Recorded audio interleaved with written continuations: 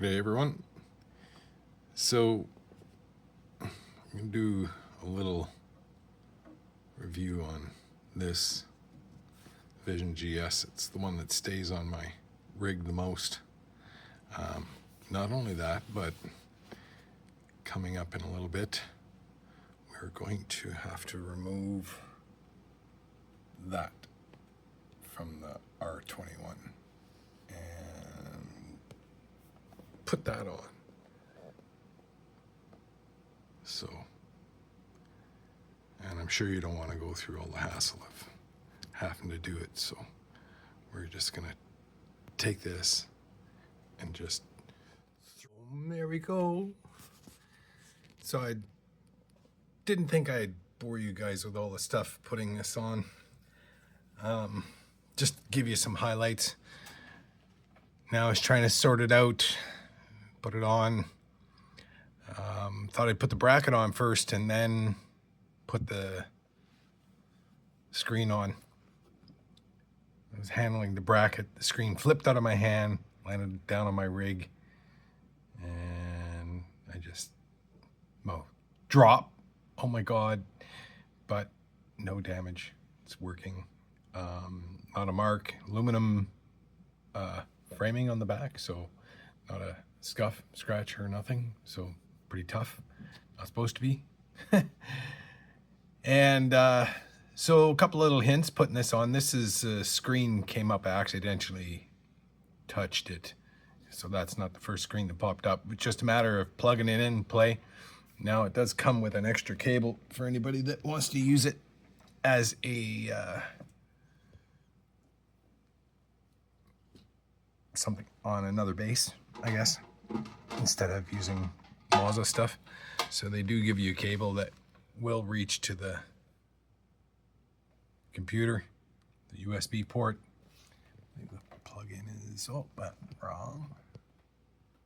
Plug-in is over here. Can't see it that well.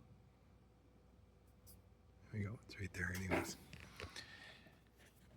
So before putting it in, they do give you a couple of screws, 2 sets. One a little bit longer. If you're using the MOZA signal stock controls, then there's a clamp and that needs to be a little bit longer in order to put that on. So we didn't do that right now because we're going to wait to put the signal stocks on after, which I do have sitting over there. Back to the screen. So I had to take it all off, and the screws that are at the back, these knobs here, are the ones that attach it to the bracket. Now, I tried putting this on first and then putting this on, but it's a really tight snap fit onto these brackets. So I ended up having to take it off and put it in on the setting where I want it. And as far as height adjustment goes, and then mount it up, screwed in that way, and then it was just plug and play. So far, haven't got into doing anything as far as racing with it or whatnot. We'll do that in the next video. I want to thank anybody, by the way, anybody and everybody who has subscribed and is here to see some of the MOZA equipment, which I've been very fortunate enough to be able to get the gear from them. And I want to say thanks to MOZA Racing for that. You can drop over to the Facebook group page, MOZA Global page, and follow us there. I do moderate that, so that's part of it. And when it comes to those screws I just showed you, the short ones, I found it a lot easier to put the screws in without any of this on, put the screws in, tighten them all the way down just to make sure that the thread holes or everything's good. And it made it a lot easier to drop the screw in and thread it down. So my advice is that you do that, is to put the screws in first, thread them down, and then take them out, and then put your screen on.